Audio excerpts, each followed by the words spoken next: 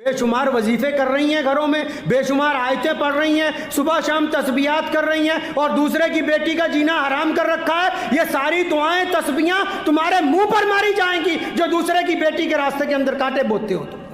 कई हजरात आते हैं मेरे पास, हजरत वो मुर्तद हो रही हैं, बेटियां मुर्तद हो रही, खुद मुर्तद कर रहे हो तो हो रही हैं। दहेज का रिवाज आपने डाला इसलिए मुर्तद हो रही हैं। आप कहते हो कि फलां बरादरी में फलां लड़का अच्छा है, काबिल है, पढ़ा लिखा है, लेकिन हमारे बरादरी का नहीं, हम इसका निकाह अपनी बेटी का नहीं होने देंगे, तब वो मुर्तद होके गैर मुस्लिमों के साथ। अस्सलामु अलैकुम वरहमतुल्लाहि वबरकातुहू। आजकल मुस्लिम लड़कियां मुर्तद क्यों हो रही हैं? आज के इस बयान के अंदर हज़रत मौलाना मोहम्मद उस्मान शाही इमाम पंजाब लुधियाना ने बताया है। इसी तरह से बारात का खाना और लड़कियों की शादी देर से करना, इन तमाम बातों का जिक्र आज इमाम साहब ने अपने इस बयान में किया है। आप सुने, हजरत ने बहुत अच्छी तरह समझाया है। आपको मैं हैरत की बात बताता हूँ कि मैं कई दिन से लगातार इस कोशिश में था कि दहेज के मुतालिक कुछ अहादीस तलाशी जाएं, कुरान पाक की कुछ आयतें, तो आप हैरान होंगे कि पूरे कुरान हदीस में कहीं दहेज का जिक्र है ही नहीं। हत्ता कि अरबी की जो ज़ुबान है, अरबी की जो लौकत है, उसमें बारात नाम की कोई चीज़, जिसको हम बराती इकट्ठे होके जो 400-500 जाते, जिन्हों असी जंज कहने हैं पंजाबी च, बने हुए ना जंज घर, जंज का कहीं जिक्र ही नहीं। मुहज्जिब लोगों ने रिश्वत का नाम बदल कर दहेज रखा, लुटेरों ने, बदमाशों ने, गुंडों ने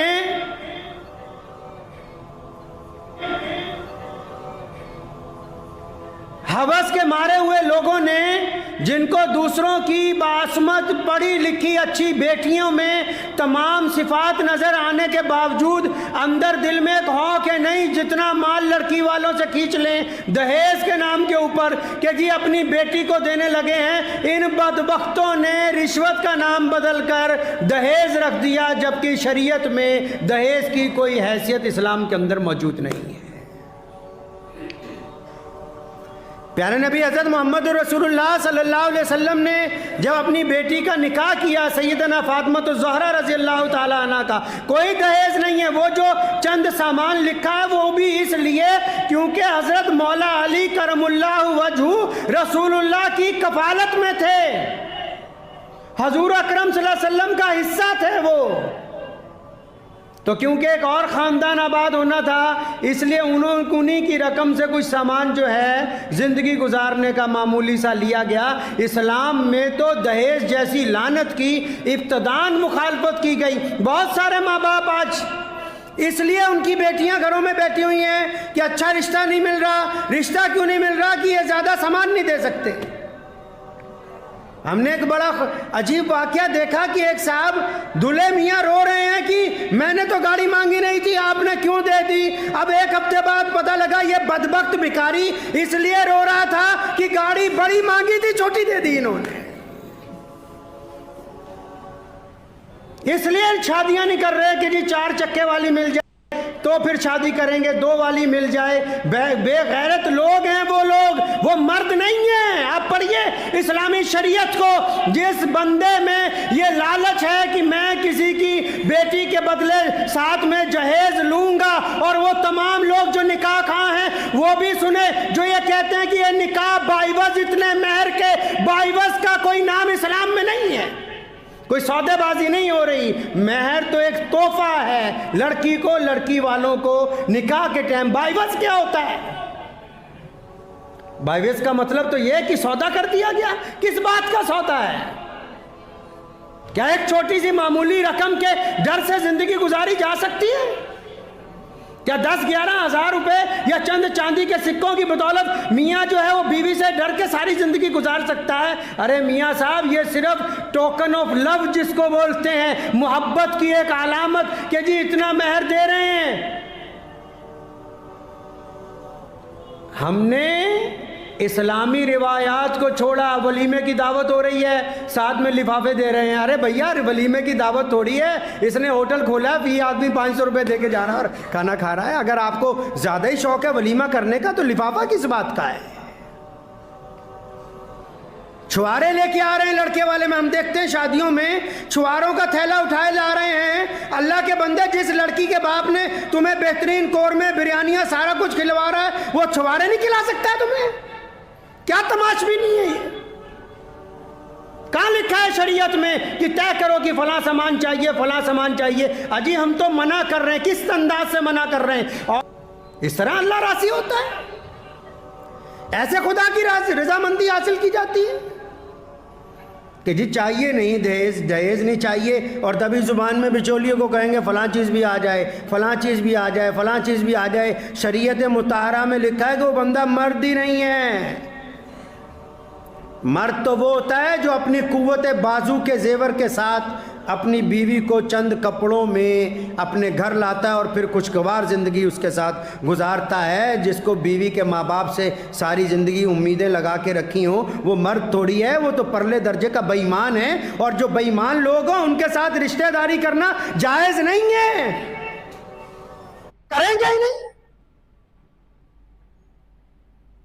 लड़के लड़कियां बुढ़े हो रहे हैं, कई हजरात आते हैं मेरे पास, हजरत वो मुर्तद हो रही हैं, बेटियां मुर्तद हो रही, खुद मुर्तद कर रहे हो तो हो रही हैं।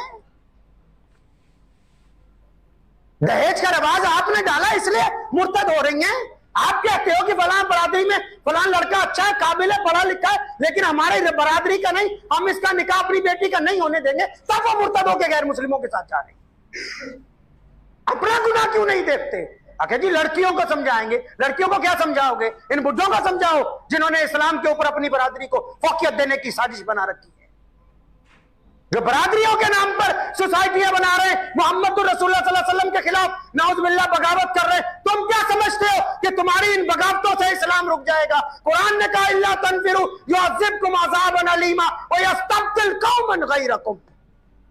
अल्लाह फरमाते हैं तुम्हारी जगह किसी और कौम को इस्लाम की दौलत है, और कोई आ जाएगा। फतूर है आपके दिमाग में, दिमाग में फतूर भरा हुआ है। कोई फायदा नहीं उन नमाजों का जो बरादरी के हिसाब से पढ़ी जाए। इमाम चाहिए तो जी हमारी ही बरादरी का इमाम हो, तो बस फिर कोई अपनी नौज़बिल्लाह बरादरी वाला नौज़बिल्लाह ढूंढ लो जो उस नमाज को कबूल करवा दे। अल्लाह ताला के हुजूर कबूल होने वाली नहीं है। जिस दीन ने रंग और नस्ल के भेद मिटाए हो, जो दीन पूरी कायनात में इसलिए पहुंचाओ कि मोहम्मद रसूलुल्लाह ने सैयदना बिलाल हबशी रज़ियल्लाहु तआला अन्हु को अबू बकर सिद्दीक रज़ियल्लाहु तआला अन्हु का भाई बनाया। कौन अबू बकर जो शहजादे हैं, और कौन बिलाल जो गुलाम है। जिस दीन में सैयदना अबू ज़र गफ़ारी रज़ियल्लाहु तआला अन्हु जैसे फुकराए सहाबा की आमद के ऊपर खुलफाए राशिदीन उठ के खड़े हो जाते हो, उनको अपनी मसनद के ऊपर जगह देते हो, उस दीन के मानने वाले मुसलमान ये कहने के लिए तैयार हो जाए कि नहीं जी हम तो फलां बरादरी के, हम तो अपनी शादी फलां बरादरी के अंदर नहीं होने देंगे। तो क्या इनको ये पता ही नहीं कि इस्लाम इनसे चाहता क्या है? जिस दीन ने यह कहा कि एक सफ में खड़े हो गए महमूद और अयाज, ना कोई बंदा रहा ना कोई बंदा नवाज, बंदा साहिब मोहताज और गनी एक हुए, तेरे दरबार में पहुंचे तो सभी के एक हुए। जिस दीन ने कहा कि एक सफ में खड़े होंगे, कोई जात नहीं होगी, कोई रंग नहीं होगा, कोई नस्ल नहीं होगी, कोई बरादरी नहीं होगी, उस दीन के मानने वाले अगर कोई ये कहते हैं कि हम तो अपनी जात के ऊपर बड़ा फख्र करते हैं, किस बात का फख्र करते हैं मेरे भाई? हाँ आप फख्र कर सकते हैं, अगर आप बेहतरीन नमाजी हैं आप फख्र कर सकते हैं, अगर आप झूठ नहीं बोलते आप फख्र कर सकते हैं, आप बहुत ज्यादा सदका देने वाले हैं आप फख्र कर सकते हैं, आप मुसलमानों के साथ गैर मुस्लिमों को भी रहम दिली के साथ देखने वाले आप फख्र कर सकते हैं, आप गरीबों को खाना खिलाने वाले हैं आप फख्र कर सकते हैं, आप यतीमों की मदद करने वाले हैं आप फख्र कर सकते हैं, आप रोतों को हंसाने वाले। पर यह वाला काम तो कोई भी नहीं, यह वाला काम तो कोई भी नहीं किया। हमें तो पता नहीं किसी ने कहा अच्छा ये बताओ भाई ये बरादरी ऊपर नीचे कैसे हो सकती है? ये फलसफा कहां से आया है? ये ऊपर नीचे हो कैसे सकती है? इस्लाम में सिर्फ दो ही किस्में हैं, एक रसूलुल्लाह सल्लल्लाहु अलैहि वसल्लम और अंबिया अलैहिस्सलाम की जमात, दूसरी तमाम मुसलमान। अल्लाह ने अपने नबियों को इज्जत अता फरमाई तमाम कायनात के ऊपर, बस वो इसलिए क्योंकि वो अल्लाह के मुंतखब बंदे हैं। उसके बाद तमाम इंसानों के लिए हुक्म हो गया कि ये एक बराबर है। और उन नबियों ने भी और हमारे पैगंबर आजम सल्लल्लाहु अलैहि वसल्लम ने भी अपनी जाती जिंदगी में उसको करके दिखाया है। अपनी बेटी का निकाह अपनी बरादरी से बाहर किया नबी अलैहिस्सलातु वस्सलाम ने। सैयदा फातिमा रज़ियल्लाहु अन्हा के बाद जो हज़रत सल्लल्लाहु अलैहि वसल्लम की दो बेटियां, हज़रत उस्मान रज़ियल्लाहु अन्हु हज़रत सल्लल्लाहु अलैहि वसल्लम की बरादरी के नहीं है। नबी अलैहिस्सलाम का एक निकाह बरादरी से भी बाहर है, इलाके से भी बाहर है, कौम से भी बाहर है, मुल्क से बाहर है। इनको बताना था इन मुसलमानों को, क़यामत तक के इन इंसानों को। पैगंबर आज़म सल्लल्लाहु अलैहि वसल्लम ने अपनी बेटी सैयदना फातिमा को पूछा, जबकि अल्लाह ने रिश्ता तय किया, फिर भी पूछा कि आपका रिश्ता अली से कर दिया जाए। और ये तो कहते नहीं हम तय करेंगे, हम बताएं। चाहे जिंदगी गुजारनी लड़का लड़की ने फैसला करेंगे बड़े मियाँ कि हम बताएंगे कि ये रिश्ता होगा कि नहीं होगा, क्योंकि नाक इनकी फंसी हुई है पीछे, ताकि कल को इनको तलाक भी करवानी है। इनको तो पंचायतें चाहिए, लुटे पिटे लोग चाहिए, सुबह शाम मसाइल चाहिए। खुशहाल कौमों की कोई तसव्वुर नहीं है कि जी फलां बरादरी की मीटिंग हो रही है, फलां बरादरी की अंजुमन हो रही है। इस्लाम का नाम कहां पे है? जरा कभी अपनी बरादरी को इस्लाम से अलग करके दिखाओ, फिर पता लगे क्या अहमियत है। अंदाजा करो, जिनको बड़ा फख्र है अपनी पगड़ियों के ऊपर, मोहम्मद रसूलुल्लाह सल्लल्लाहु अलैहि वसल्लम ने जो इज्जत दी है, उसके आने के बाद आपका दिमाग इस हद तक क्या खराब हो गया कि आप इस्लाम को छोड़ के बरादरी की बात कर रहे हैं? क्या है दीन के अलावा? अगर आपके पास रसूलुल्लाह सल्लल्लाहु अलैहि वसल्लम का दीन ना हो तो कौन सी बरादरी बताओ? क्या अहमियत होगी उस बरादरी की जिसके पास रसूलुल्लाह सल्लल्लाहु अलैहि वसल्लम के अहकामात ना हो? क्या वजूद होगा? अंदाजा लगाइए भाई, इंतहा कर दी है। और ये आपने नहीं की है, इसमें दुश्मन ने बड़ी मेहनत की है। तमाम लोग सुन लो, बड़े मियाँ जी, जितने बड़े मियाँ हैं वो सुनिए, जिन्होंने अपने बेटों और बेटियों के रिश्ते रोके हुए हैं बरादरी की वजह से। जो लोग कहते हैं भी लोग क्या कहेंगे, हैं जी, उनके पास एक ही बहाना है कि रिश्ता तो मैं कर दूं, लोग क्या कहेंगे। लोग कुछ भी नहीं कहते, बस जनाजे में आते हैं और बाद में ये पूछते हैं कि रोटी शाम की कोरमे के पूछते हैं कि रोटी शाम की कोरमे के साथ होगी या सब्जी के साथ होगी। लोग कुछ नहीं कहते भाई। से कहीं साबित नहीं कि 1,000 लोग दावतों में जाएं और इस तरह दावत में खाना खाते हैं। कभी अपने घर में एक लुकमा छोड़ा है? किसी बाप ने अपनी सारी जिंदगी की कमाई से अपनी बेटी की रुखसती के वक्त खाना खिलाता है, और ये जितने दावत उड़ाने के लिए जाते हैं 10-10 प्लेटों में सामान खाने का छोड़ के आते हैं। तुम क्या समझती हो कि अल्लाह की तरफ से पकड़ नहीं आएगी? ये जो रिस्क खराब करते हो, कूड़े के अंदर डालते हो। मोहम्मद रसूलुल्लाह सल्लल्लाहु अलैहि वसल्लम चले जा रहे हैं, रास्ते में खजूर गिरी हुई है, उठाया, साफ की, खाया, फरमाया ये रिस्क है, ये रोटी है। और जो कौमें, जो लोग, जो माशरा रिज़्क की इज्जत नहीं करता, अल्लाह ताला उनसे रिस्क वापस ले लेता है। फिर कटोरा मांग के लेके मांगते फिरते हैं सड़कों के अंदर, गलियों के अंदर। जो लोग रिस्क की इज्जत नहीं करते उनसे रिस्क वापस ले लिया जाता है। तो हम क्या समझे हैं कि जो लड़की वाले हैं वो बड़ी आहिस्ता से, जनाब कोई बात नहीं, मत देना नहीं, बल्कि पूरी ताकत से कहो कि हमने सारा सामान खुद खरीद लिया है, तुमने हमें बेटी दे दी जिसने हमारी नस्ल चलानी है, जिसने हमारे घर में रौनक लेके आनी है, जिससे हमारे घर की शाइस्तगी पैदा होगी, हमारी आने वाली नस्ल जिसके कोख से जन्म लेगी। बेटी दे दी तो ये बहुत बड़ा कमाल कर दिया। तुम ये क्यों नहीं कहते कि हमारे पास सारा सामान आ गया, हमें कुछ नहीं चाहिए इस बेटी के साथ तुम्हारे से? वो लोग डूब के मर सकते हैं चुल्लू भर पानी में। आपने कहावत सुनी होगी ना, चुल्लू भर पानी में डूब मरो। ये कहावत उन लोगों के लिए है जिनकी गैरत मर गई हो। गैरत समझते हो किसको कहते हैं? मोहम्मद रसूलुल्लाह सल्लल्लाहु अलैहि वसल्लम गैरतमंद नबी थे। नबी अलैहिस्सलातु वस्सलाम की सारी ज़िंदगी की तारीख, 1,24,000 सहाबा की सारी ज़िंदगी की तारीख, आज भी जो अल्लाह के करीब बंदे हैं, आज भी जो अहले ईमान हैं, उनको भूखा रहना मंजूर होता है, किसी के आगे हाथ फैलाना मंजूर नहीं होता। गैरत समझते हो कि कहते किसको हैं? गैरतमंद कौमें होती कैसी हैं? गैरतमंद वो लोग होते हैं जो अपना मामला अपनी कुव्वत बाजू से अल्लाह पे भरोसा रख के खुद भी खाते हैं, दूसरों को भी खिलाते हैं। वो लोग गैरतमंद होते हैं। जो दूसरे के माल के ऊपर निगाह रखते हैं वो गैरतमंद नहीं हो सकते। तो जो दूसरे का दहेज भी ले वो गैरतमंद है? जो दूसरे से अपना मुतालबा भी करे वो गैरतमंद है? मर्द ही नहीं है। औरत का भी एक मुकाम होता है। लड़के की जो माएँ अपनी बहुओं को तंग करती हैं, वो औरत के उस मेयार तक नहीं पहुंची जो हजरत सैयदा खदीजतुल कुबरा रजी अल्लाह ताला अन्हा ने कायम किया, जो अम्मी आयशा रजी अल्लाह ताला अन्हा ने कायम किया। वो उस मेयार तक जा ही नहीं रही, देख ही नहीं रही कि वो कितना आला मेयार है जहां तक पहुंचना चाहिए। बिना निकाह के तुम्हारे घर में अगर साजो सामान ना पूरा हो, 40 साल गुजारा हो रहा है, अगर किसी की लड़की से निकाह करना है, फिर तुम्हें सामान पूरा चाहिए। हमारे यहाँ एक रियासत है सूबा बिहार, शायद कुछ लोगों को अच्छी ना लगे बात, वहाँ मैं इस बात की खबर मिली कि जितने लोग हैं जब वो शादी करनी होती है, लड़के वाले कहते हैं नकद लाओ, नकद पैसे लाओ तो निकाह होगा।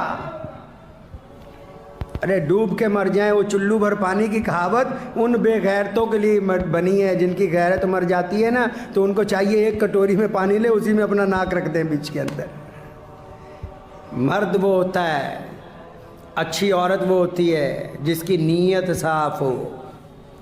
माशरे में ये ना सोचिए कि लोग अच्छा करेंगे या नहीं करेंगे। ऐसे हमारे पास बहुत सारे ज़ाती वाक़यात हैं, लेकिन उस सुनाने से बेहतर मैं आपको ये ज़रूर कहना चाहता हूँ कि अगर आप अपनी क़ुव्वत अमल से इस बीमारी को ख़त्म करने की कोशिश करेंगे, माँ बाप भी, रसूलुल्लाह सल्लल्लाहु अलैहि वसल्लम का हुक्म है माँ बाप की इताअत करनी, कुरान ने कहा उफ़ ना कहो, लेकिन अगर कहें कि हराम काम करो तो फिर वहीं रुक जाओ बस, कि जी माँ बाप अड़ गए, बीवी अड़ गई, बाजा बजाना है। काबिल मुबारकबाद है वो तमाम उलमा कराम, मैं पिछले कई दिन से लगातार सोशल मीडिया पे देख रहा हूँ, जितने बाजा बजाने वाले थे इनका साथ में बाजा बजा रहे हैं निकाह की तकरीब में। ईमानदारी से ऐसा निकाह पढ़ाने की कोई ज़रूरत नहीं है। जिनको शौक है दहेज लेने का, जिनको शौक है दूसरों की बेटियों का मजाक उड़ाने का, जिनको शौक है नाचने का, गाने का, इनका निकाह पढ़ाने की कोई ज़रूरत नहीं। जब तक तौबा ना कर ले, तौबा कर लें तो फिर इनका निकाह पढ़ाने की ज़रूरत है, उससे पहले कोई ज़रूरत नहीं।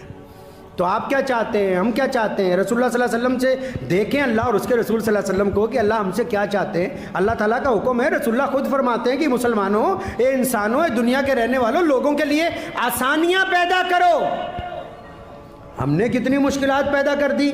लड़की वालों पे जिम्मेदारी डालते हैं किस बात की, कि जी खाना अच्छा होना चाहिए, खाना बढ़िया होना चाहिए, 500 लोग आएंगे, 600 लोग आएंगे। और इसके साथ साथ एक नई बीमारी चल गई हमारे समाज में। उस बीमारी के एक मुअज्जिब थे हमारे यहाँ करीबी शहर में, तो उन्होंने मुझे भी कहा कि उस्मान भाई हम लड़कियों की इज्तिमाई शादी करवा रहे हैं, तो आप भी आइए उसमें। तो मैंने उनका फ़ोन सुना तो मैंने उनको कहा कि नहीं मैं नहीं आ सकता हूँ, मैं माजरत चाहता हूँ, काट दिया। फिर उनका दूसरे दिन फ़ोन आया, बड़े सरमायादार है ना, सोचा मौलवी को दबका मारे कि क्यों नहीं आ सकते, ये बात है वो बात है। मैं कहा भाई इसलिए नहीं आ सकते, रसूलुल्लाह सल्लल्लाहु अलैहि वसल्लम ने मना फरमाया। कहते कब मना कर दिया? 3 बार इंसान दूल्हा बनता है, दुल्हन बनती है। सुन लो आज बात, 3 बार कोई भी मर्द औरत दूल्हा या दुल्हन बनते हैं, 3 बार। पहली बार जब बच्चा पैदा होता है तो सारे ख़ानदान की तवज्जो किस तरफ होती है जी? बच्चा काला हो, गोरा हो, हैं जी, अमीर का हो, गरीब का हो, सारा मोहल्ला किसको देखने जाता है? ख़ानदान के लोग किसको देखने जाते हैं? जो बच्चा पैदा होता है वो दूल्हा है, चाहे वो बच्ची है चाहे वो बच्चा है, लोग खुशी से देखने जाते हैं उसको, चाहे उसका रंग कैसा ही है, शक्ल कैसी है। दूसरी बार वो दूल्हा दुल्हन तब बनते हैं जब उनका निकाह होता है। उस पार्टी के अंदर, प्रोग्राम में, ऐसे तो सिर्फ वीआईपी लोग चाहिए होते हैं, जलसों में हमें, मीटिंग्स में वीआईपी चाहिए होते हैं, लेकिन हर आदमी एक दफ़ा पूरी मजलिस की कशिश का मरकज़ बनता है। लड़की मरकज़ बनती कब? जब उसको दूल्हा या दुल्हन बनाया जाता है। और तीसरी मर्तबा जब लट्ठा पहनता है बंदा, जब इंतकाल हो जाता है, जनाजा तैयार होता है, तो उसका चेहरा देखने के लिए लाइन लग जाती है। तो इन जालिम सरमायादारों ने जो बिल्कुल होश हवास में जब दूल्हा बनना था, दुल्हन बननी थी, जो सबसे परफेक्ट, यानी जिस दिन ये महसूस होना था कि हाँ आज इस मजलिस की रौनक मैं ही हूँ, इन जालिम सरमायादारों ने, इन इज्जत के लालचियों ने उसको नाम दे दिया कि हम गरीब लड़के लड़कियों की शादी करवा रहे हैं। फिर गरीब लड़के लड़कियों को दूल्हा दुल्हन बना के नीचे बिठाते हैं। स्टेज के ऊपर बड़े बड़े मंत्री आके बैठते हैं, बड़े बड़े लोग आके बैठते हैं, बड़े बड़े मजहबी भी रहनुमा आके बैठते हैं। उस वक्त उन दूल्हा दुल्हनों की शक्ल देखा करो, उनको शर्मिंदगी का एहसास होता है कि ज़िंदगी का एक खूबसूरत मौका था, वो भी इन सरमायादारों की भेंट चढ़ गया। ये सोचते हैं नेकी कर रहे हो, नेकी नहीं कर रहे। तुम गरीबों की इज्जत नीलाम करके खुद इज्जतदार बनना चाहते हो। मेरे प्यारे नबी हज़रत मोहम्मद रसूलुल्लाह सल्लल्लाहु अलैहि वसल्लम ने तभी तो फरमाया कि एक हाथ से देना और दूसरे हाथ को खबर नहीं होनी चाहिए। सबसे बड़ी एनजीओ, मैं दावे से कहता हूँ, सबसे बड़ी एनजीओ पूरी दुनिया में मुसलमानों के पास है। खरबों रुपए की ज़कात हर साल दे रहे हैं, लेकिन हम किसी गरीब की बेटी की पंडाल में शादी के लिए किसी वीआईपी को नहीं बुलाते। हम किसी गरीब को देते हुए, आटा और कंबल देते हुए फ़ोटो नहीं खिंचवाते। क्यों? क्योंकि गरीब की इज्जत नफ्स मोहम्मद रसूलुल्लाह के हुक्म के मुताबिक ज़्यादा ज़रूरी है। खरबूजे को देख के खरबूजा रंग पकड़ लेता है ना। कई मुसलमानों ने भी शुरू किया था कि जी हम गरीब लड़के लड़के, अगर इतना ही शौक़ है तो रात को उनके घर में जाके उसके लड़की के वालिद को जाके जो पैसे देने जाके उसके हाथ में पकड़ाओ कि ये खाने का खर्चा हम दे रहे हैं, ये सामान का खर्चा हम दे रहे हैं। अगर तुम्हें अल्लाह और उसके रसूल की खुशनुदी चाहिए, वरना ये जो बड़ी बड़ी बारातें लेके जा रहे हैं, या जो अरबोपति दीनदार होने के बावजूद हैरत है, कहेंगे निकाह मस्जिद में करना है और फिर निकाह के बाद दूसरे दिन मोटा दहेज भी लेना है और पंडाल में नाचना गाना भी है। खुदा इनको समझे कि ये कहाँ से इन्होंने दीनदारी निकाली कि निकाह मस्जिद में होगा, उसके बाद जितने गलत काम है वो बाहर जाके करेंगे। अच्छे अच्छे लोग जो इस्लाम और दीन की बात करते हैं दहेज की गाड़ी पे चल रहे हैं, और शर्म नहीं आती? कोई मर्दानगी है ही नहीं यार। इज्जत नफ्स उसको बोलते हैं। ले लिया नोट मगर लेके वहीं फाड़ दिया, अपने असलाफ की गैरत का आलम गाड़ दिया। इज्जतदार वो लोग होते हैं जो दूसरों के आगे हाथ नहीं फैलाते, जो दूसरों की बेटियों के ऊपर खौफ तारी करके उनसे सामान नहीं मांगते, उनको इज्जतदार कहा जाता है।